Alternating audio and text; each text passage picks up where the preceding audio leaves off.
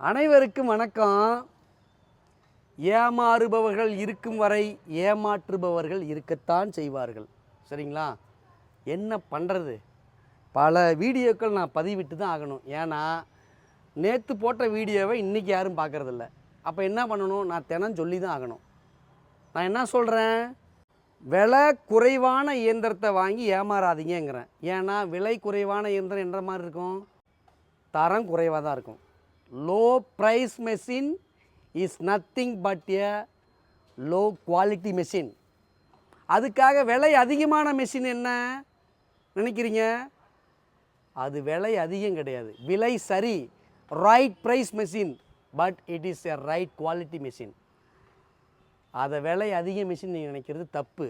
That is a right machine, சரியான இயந்திரம். Don't waste my time. தயவு செய்து புரிஞ்சுக்கிங்க. இங்கே என் நேரத்தை வீணடிக்காதீங்க.